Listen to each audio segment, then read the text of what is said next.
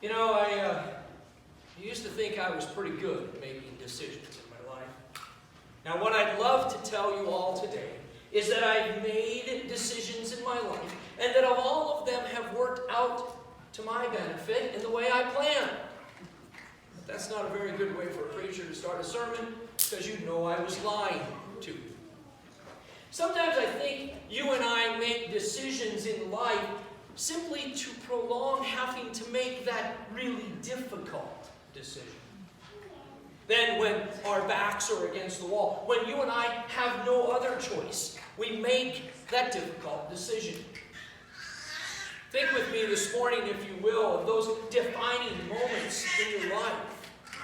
What is it that made you make the decision you did?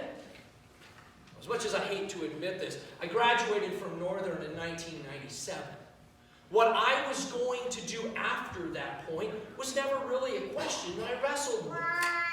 I, after all, would go into the family business. My father and father-in-law had been in the insurance business for years. So my darling bride and I moved to Sioux Falls for the next 13 months. And I tried to make my mark, my position as an agent. But it seemed that the harder I tried, the worse things got. You see, I worked all kinds of hours, and Janet and I made just enough money to be really broke. Then I started to wonder, is this really what I should do with my life? Just over the year mark, my father, an agent of 30 years, visited me. He came to work with me to observe how I did. What my father discovered is that I really didn't have the training necessary to be a multi-line insurance agent. So I went back to God and I began to pray. I had a decision to make. Do I keep trying? And it came time for that decision. I decided to take the easy road, and I resigned my position and went to work as my father's assistant. See, what made that decision was not what I wanted to do. I just didn't want to make the hard decision. Yes, I was able to get the training I needed. And I guess you could say for a while I found some happiness. Then my father started to have what he called the conversation.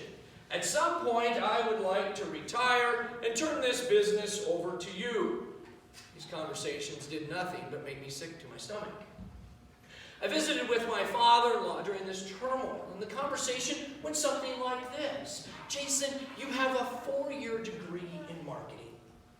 If I were you, I wouldn't stay in this business. There's got to be something else that you can do. Wait a minute. Give up?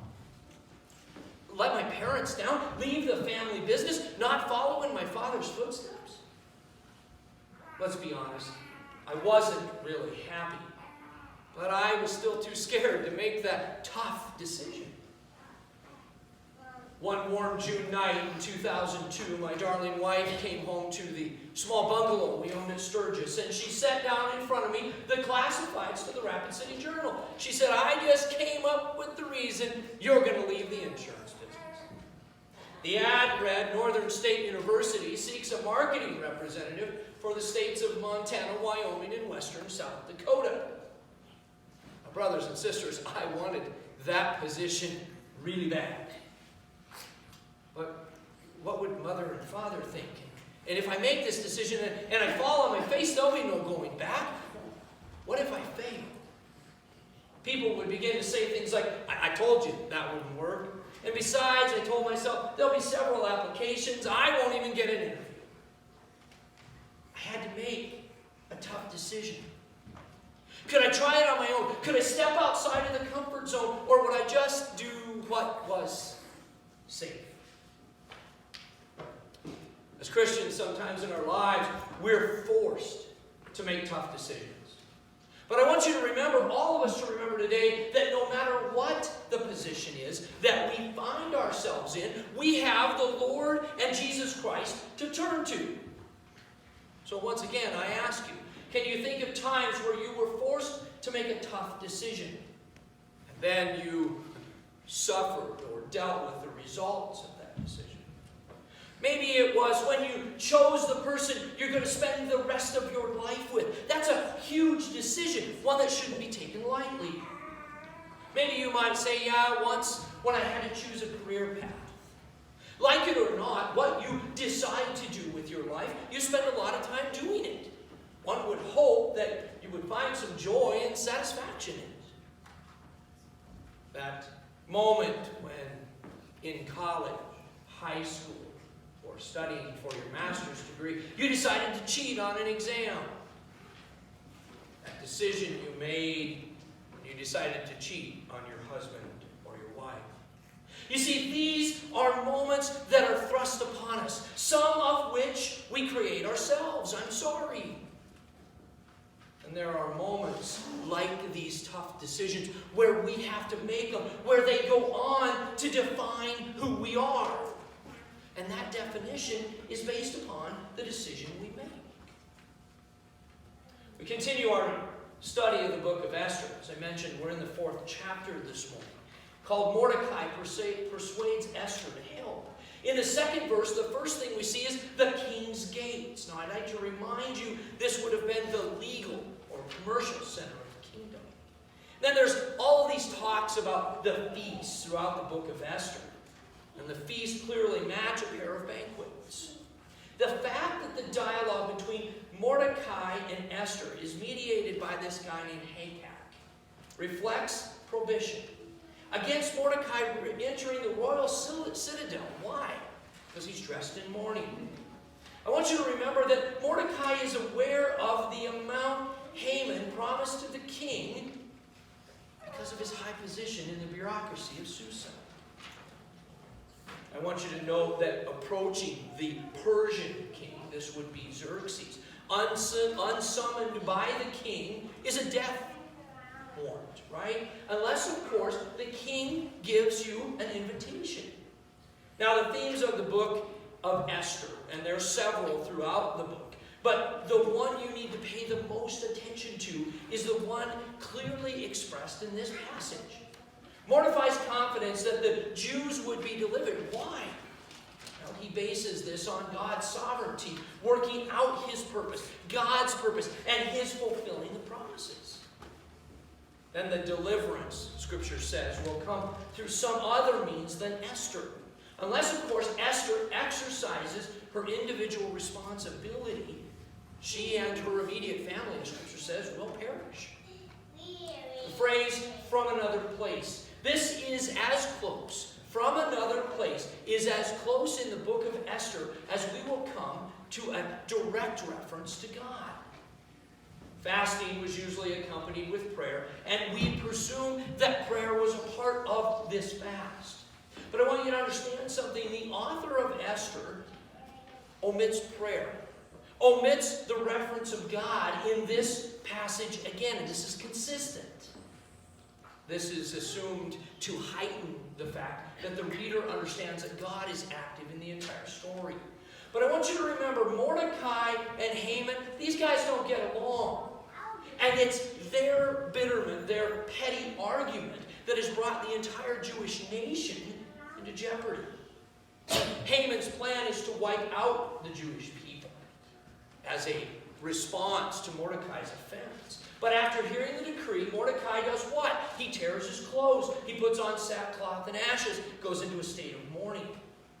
Now, from the text, one could assume that Esther was apparently separated. Now, I don't mean legally separated. I mean physically separated from the king. There was no direct contact with Mordecai during the 5 years of her marriage, the first 5 years of her marriage. So Esther, even after 5 years with the contact with Mordecai, remains concerned for him. So what does she do? She sends him new clothes. In response, Mordecai pleads with Esther, go to the king on behalf of your people. Esther says, I don't see the king on a regular basis anymore. And if I go to the king uninvited, I risk my life. Unless, of course, Xerxes would ask to see her. Mordecai's reply, if you remain silent at this time, relief and deliverance for the Jews will come from another place. See, this is that reference to God and God's intention for the Jewish people.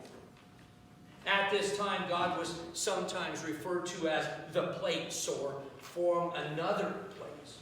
Mordecai's statement means that if Esther were to fail, God himself would intervene.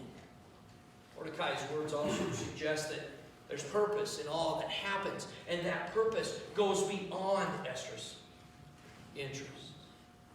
When the situation had come to the state of crisis, I want you to understand, Esther could have made the decision before this point.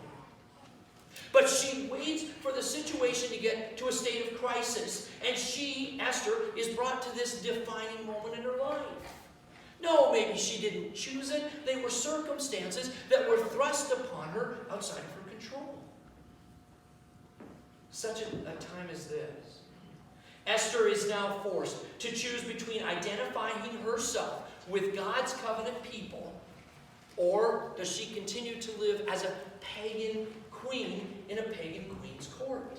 See, to truly identify herself, if she says, I am a Jewish woman and I am your queen, under Haman's decree, she's just signed her death warrant. But at this point, Esther must decide who she really is. So, I'm a little confused. Who's the main character in this story? Well, you could say the development of Esther's character suggested that the author intends for her to be the main character. But whether it's Esther or Mordecai is the main character, theologians are still debating. Esther's development throughout the story is complex and progressive. This would suggest in the author's mind that Esther's the main character. After coming to Christ, and I'm going to use a word we use a lot of times in church. After conversion, after people come to Christ and they have that born again moment, some Christians continue to live as pagans. When forced to make a decision, you and I, brothers and sisters, will take the path of least resistance. We do this instead of making the hard choice and following God's unpopular word. It seems to be human nature that we'll do the right thing only until it becomes too painful to do the wrong thing. Esther does end up identifying herself with God's covenant people. And she leads her people to what God commanded his people to go through the prophet Joel. By this decision, Esther is able to be the agent of God and deliver the people. So, what are your defining moments in your life? What are the defining moments that come to us unexpectedly or pass by us completely quietly? Then you might say there's those defining moments, those big moments like I mentioned of choosing a profession or a marriage partner. Maybe, like our character Esther, we've been brought to this moment in our lives by circumstances outside our control. So the combination of flawed decisions, and instead of living with God, you and I, when we make a bad decision, tend to say, yeah, I'm just really a Christian. Right? We hide our Christian faith.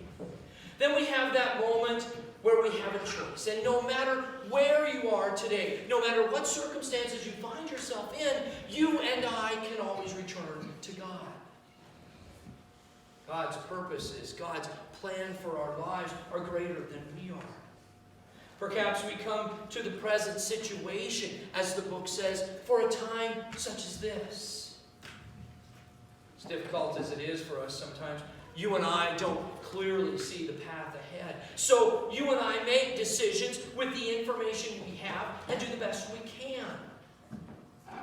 I'd like to remind you and myself included that no matter what decision we make, if that decision takes you and I down the wrong path, all we need to remember is that God is the one in control. Yes, this takes a lot of faith on our part to trust God, that God always has our best interests in mind, that God always wants what's best for us. But that does not mean that our lives will turn out as they're planned. Sometimes God takes us on a path that He needs for us for growth and for development in the journey. I think about times where I've made decisions in my life thought I had all the necessary information. And frankly, a lot of those decisions turned out to be disasters. Yes, God used them. He taught me lessons. It was an opportunity for growth. There were other times I had no idea how it was going to work, if I could do it. So I did what? I stepped out into God's plan. I trusted Him, and it worked out for my benefit. Let me close by saying this. There are 2 times in my life that I can think of that I made a decision. I walked off the edge, had no idea how it would work out. God pushed me outside of my comfort zone. One was when I took the leap of faith to move to Idaho. Now, that decision went something like this. My darling wife and I are seated in a vehicle outside of a pizza joint in Gillette, Wyoming, and she said, we have to make a decision in the next 10 minutes. Now, we had been thinking, right? Neither one of us wanted to say anything. So I said, let's go to Idaho, and she looked at me and she said, we're really going to do this? We did. Did I know it would work? Absolutely not. I stepped out in faith. It was an experience with God that I will never forget. Well, Pastor, didn't you just say there were 2 times? Yeah. Believe it or not, the second true step of faith is when I moved here to White River. That was a leap of faith on my part as well as yours. Could I be a pastor? Can I lead a church? Right? Sometimes that still keeps me up at night. When we let God lead us, when we seek God first in our decisions, the blessings that you and I receive in the end are simply beyond words.